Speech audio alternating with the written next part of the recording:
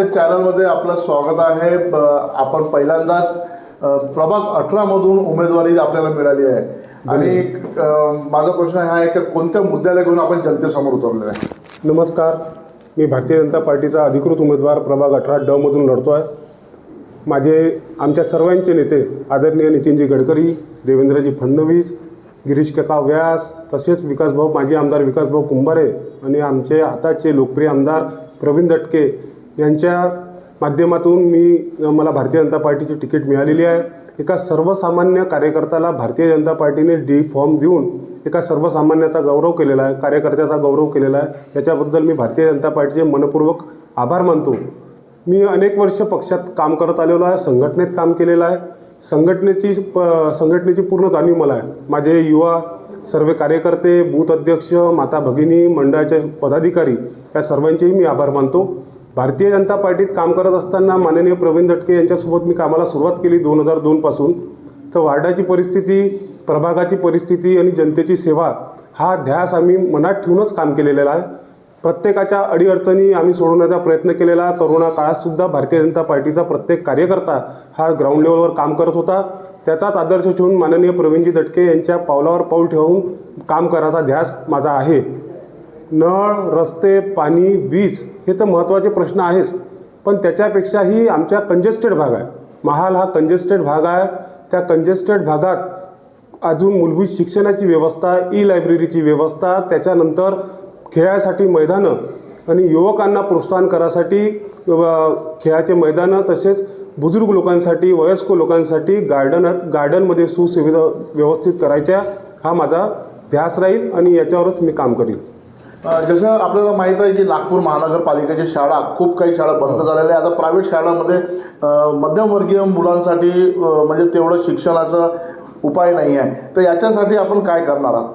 आमच्याकडे ज्या महानगरपालिकेच्या शाळा आहे त्या बंद अवस्थेत होत्या, तिथे आम्ही ई-लायब्ररी उघडण्याचा प्रयत्न केला, पण काही शाळा अजूनही चालू आहे। त्याच्यात बेसिक काही इन्फ्रास्ट्रक्चरची बदल आहे। शाळेची व्यवस्थेत सुधारणा करायची गरज आहे। अत्यंत गरीब लोक आहे, खायचे म्हणजे या हातावर कमवणे आणि या हातावर खाणे अशा परिस्थितीचे लोक आहे। त्यांना एक चांगलं शिक्षण दिलं पाहिजे, दर्जाचं शिक्षण दिलं पाहिजे, तिथे सोयीसुविधा उपलब्ध झाल्या पाहिजे। या दृष्टीने मी प्रयत्न करीन आणि शाळा विकसित करून गरीब जनतेला न्याय देईल अशी मी हे करतो। प्रभाग 18 मध्ये जेव्हा प्रवीणजी दटके हे नगरसेवक होते, त्यांच्या हातातून खूप काही विकास घडला आहे, पण विकास घडला आहे पण लोकांची समस्या आतापर्यंत संपलेल्या नाही आहे। घाण कचरा वगैरे हे ते सर्व काय सांगाल? जनसंख्या वाढते, विकास होत राहतो। विकास ही निरंतर चालणारी प्रक्रिया आहे। लोकांच्या अपेक्षा 100% जरी पूर्ण करू शकलो नाही, पण विकास या मूलभूत सुविधा आम्ही प्रभाग 18 मध्ये प्रवीणजीच्या माध्यमातून भरघोस प्रमाणात झालेल्या आहेत। कचरा व्यवस्थापनाचा एक विषय आहे, त्याच्यासाठी आता महानगरपालिकेने इनिशिएटिव्ह घेऊन ते झोननुसार ते करणार आहे। जुन्या कंपनीपासून ते झोनपर्यंत आणणार आहे, त्याचं बायफर्केट करून प्रत्येक झोनला ते काम देणार आहे। घनकचरा उचलण्याची, रस्ते साफसफाईची ही व्यवस्था चांगल्या प्रकारे झाली पाहिजे, याच्याकडेही मी लक्ष देईन। आपण जनतेसमोर डोर टू डोर जात आहे, जनतेला आपण भेटत आहात। जनतेकडून कोणतेच त्यांना म्हणजे समस्यांना सामोरं जावं लागायचं असं काही माहीत झालं आहे का? माननीय आमदार प्रवीणजी दटके यांनी या प्रभागात इतकं काम केलेलं आहे। माननीय माजी स्थायी समिती अध्यक्ष होते बंडूभाऊ, त्यांनी विकासाचे कामं केलेले आहेत। आणि आता समस्या अशा नाही, समस्या लहान लहान समस्या आहे, कुठे पाईपलाईनच्या समस्या आहे, कुठे नळाचा विषय, तर आता संपूर्णपणे प्रभागात 24/7 देण्याचा प्रयत्न चालू आहे। काही प्रभागात झाले, म्हणजे काही भागात झालेला आहे, शिल्लक काही 2-4 वस्त्या बाकी आहे, त्याचंही काम चालू आहे।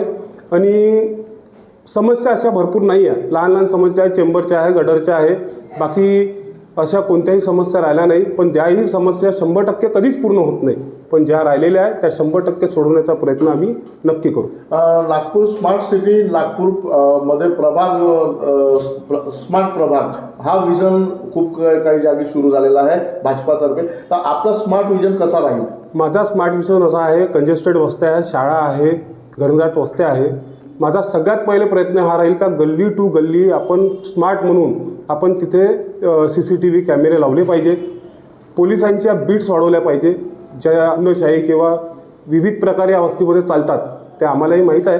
त्याच्यावर काही अंकुश आणण्यासाठी पोलीस प्रशासनासोबत आणि महानगरपालिकेसोबत कोऑर्डिनेशन करून प्रत्येक भागाचं व्हिजिलन्स हे CCTVच्या मार्फत करण्यात यावं अशी मी विनंतीसुद्धा आमदार साहेबांना केलेली आहे. आणि ते सगळ्यात पहिलं काम, मी जर निवडून आलो तर हेच सगळ्यात पहिले मी काम करीन. आपल्या प्रभागातल्या जनतेला, आपल्या प्रभागातल्या मतदारांना काय एक आव्हान, काय एक संदेश आपल्याकडून राहील? सर्वसामान्य कार्यकर्ता उभा आहे. सर्वसामान्य कार्यकर्त्याला जनतेने भरघोस आशीर्वाद दिलेला आहे, भरघोस प्रेम केलेला आहे. असंच प्रेम सर्व जनतेने माझ्यावर ठेवावं. मी तुमच्या सर्व अपेक्षा आणि तुमचा विश्वास कधी मोडणार नाही आणि तुमच्यासाठी निरंतर काम करत राहील. रात्र असो या दिवस असो, कधीही फोन करा. एका फोनवर तुमच्यासाठी अवेलेबल राहील. तुम्ही मला येत्या 15 तारखेला भरघोस मतदानाने, बहुमताने भारतीय जनता पार्टीच्या 4ही उमेदवाराला शिक्कामोर्तब करून निवडून द्यावं ही विनंती.